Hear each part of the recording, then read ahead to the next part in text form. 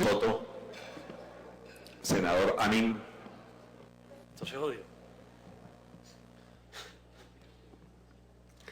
Muchas gracias, señor presidente. A esta paz le ha faltado entusiasmo y transparencia y le ha sobrado trampa, trapisonda y atajos. ¿Cómo exigirle al ciudadano de a pie que crea en una paz aparente a la cual todos los días, como un arbolito de Navidad a propósito de estas fechas, se le cuelgan más y más adornos que son tramposos? Sin duda, me recuerda mucho la manera como está llevando el presidente Santos este proceso de paz.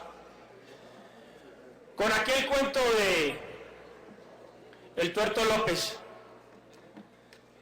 que decía que trinaba y trinaba la paloma muy oronda, muy contenta y muy alegre, y no se estaba dando cuenta que trinaba justamente encima de una culebra mapaná rabo seco.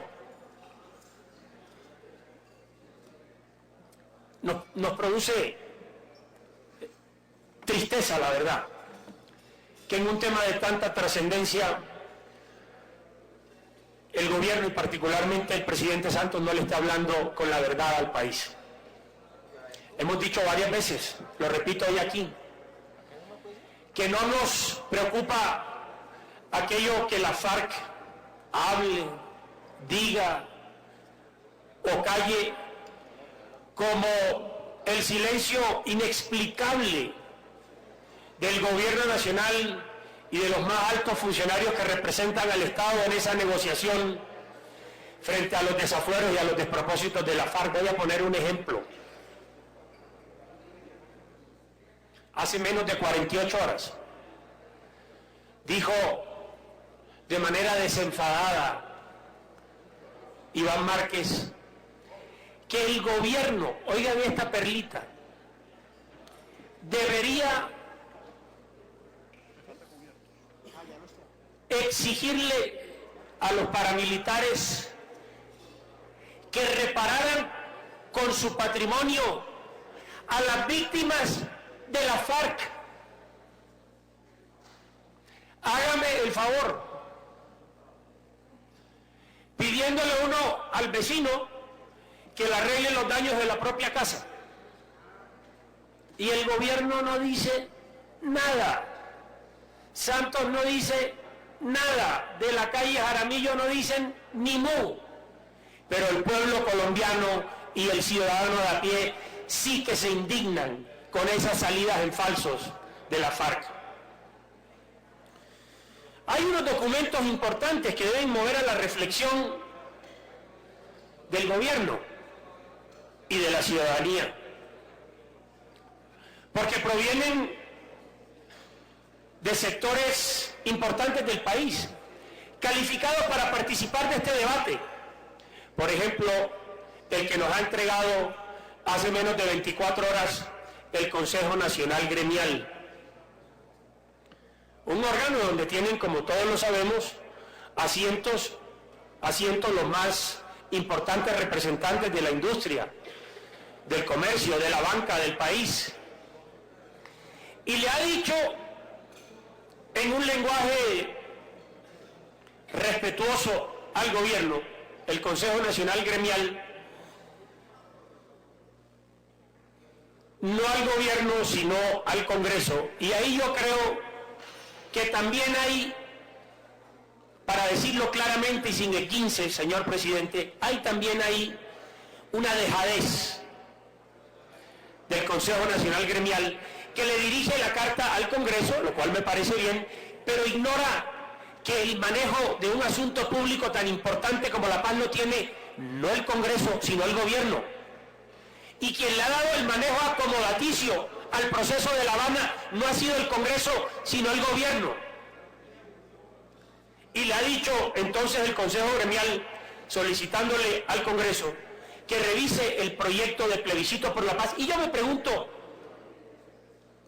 ¿qué tipo de alternativa tendría no el Congreso, sino la unidad nacional que representa a este gobierno en este Congreso, de apartarse de las directrices que el mismo gobierno le dicta en un proceso acomodaticio de la Constitución Nacional que está destruyendo el traje de la Constitución Pública Nacional, de la Constitución Política Nacional? Entonces el destinatario de esta carta importante, que contiene asuntos muy importantes del Consejo Nacional Gremial, debería haber sido el señor Presidente de la República y los plenipotenciarios que representan al gobierno, y no tanto el Congreso de la República, porque dice cosas como las siguientes: que el plebiscito, que es un instrumento consagrado como mecanismo de participación que está en la Constitución, no se puede utilizar al arbitrio ni al designio de un gobierno que, auspiciado en las mayorías nacionales, quiere redactar ahora un parágrafo transitorio de la Constitución para que los criminales de la FARC tengan la tranquilidad de que lo que salga de La Habana, este Congreso lo va a aprobar de manera express, de manera rápida, de manera, si se quiere, inconsulta con el pueblo. Y voy a explicarlo.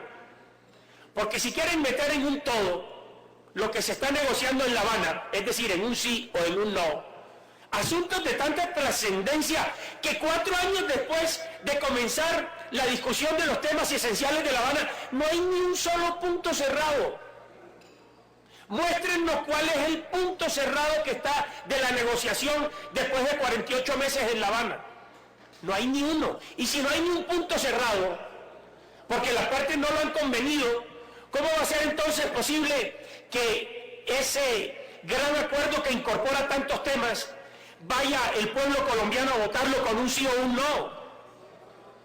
Eso es una trampa manifiesta a la cual nos tenemos que oponer con todo el vigor los colombianos que sí queremos una paz estable, que sí queremos una paz verdadera, que sí queremos confiar en que quienes nos están representando en esa negociación nos van a llevar a un puerto seguro y no va a ser esto el tránsito para que nuevas violencias se generen en el país.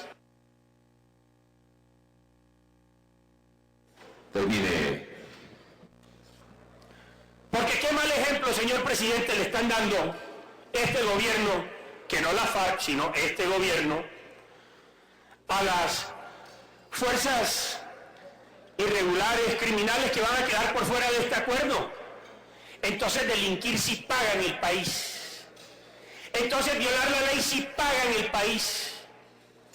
Entonces maltratar al pueblo colombiano y llenarlo de dolor, sangre, luto y miseria sí paga en el país.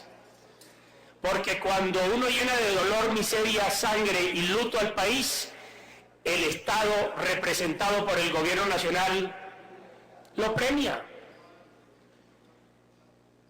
Y le dice: usted, señor, no va a pagar ni un día de cárcel por todo ese prontuario criminal. Y encima de eso le vamos a dar otros premios, como por ejemplo, vaya directo y siéntese en el Congreso de la República y legisle, no en favor de los intereses nacionales, sino en favor de los propios. Y encima de eso, qué terrible tener que decirlo y reconocerlo, no repare, no saque una moneda de 100 pesos de su peculio, de su patrimonio mal habido, manchado en sangre criminal, para reparar a las víctimas. Eso le corresponde a los buenos, a los del Estado, a los que están del otro lado de la mesa. Por eso a mí me sorprende, me molesta, me fastidia, me asombra que personas incluso que se autoproclaman como investigadores, como académicos, digan que estas son cosas intrascendentes, que hay que pasarles por alto en el supremo interés de la paz, que no hay que hablar de eso porque eso fastidia en la negociación a los oídos de quienes están en La Habana. Caramba, yo quiero preguntarle aquí a ustedes, amables senadores, y al país, ¿son cosas menores entregar curules gratis? ¿Son cosas intrascendentes no reparar a las víctimas? 30 segunditos, por favor, ayúdenos que hoy senadora, mire, vamos a terminar con las intervenciones, le doy otro minuto, pero quiero que entiendan lo siguiente. El día de ayer, absolutamente todas las bancadas, con excepción de 2, se pronunciaron in extenso. No se les coartó un segundo y los líderes de cada bancada lo hicieron. Entonces, le pido que me ayude. Entonces, terminen en su minuto. Entonces, señor presidente, estas no son cosas menores que se puedan discutir como si nada estuviera pasando por el sedazo del órgano legislativo y tuviéramos que ponernos una venda en los ojos y unos tapones en los oídos para complacer a los arúspices de la paz. Así como la paloma del Torto López que trinaba feliz encima de una mataná. Queremos reiterar el compromiso del Centro Democrático de que seguiremos hablándole claro al pueblo colombiano, de que las graves fallas políticas y jurídicas y aún económicas que se derivarán de este mal acuerdo llamado de paz van a tener unas hondas implicaciones en el país de hoy y en el país de las próximas generaciones, y que nosotros no podemos cejar en ese empeño de retratar en blanco y negro lo que el gobierno calla, lo que Santos otorga, lo que de la calle y Jaramillo ignoran deliberadamente. Y es que tenemos que abrirle los ojos, que no al gobierno que no los quiere abrir, que va como un caballo cerrero, sino al pueblo colombiano, de que este plebiscito es tramposo, de que este plebiscito que están tijereteando la Constitución Nacional no va a darle una paz confiable, con seguridad, con transparencia y con certeza al pueblo colombiano ni a las próximas generaciones. Muchas gracias, señor presidente.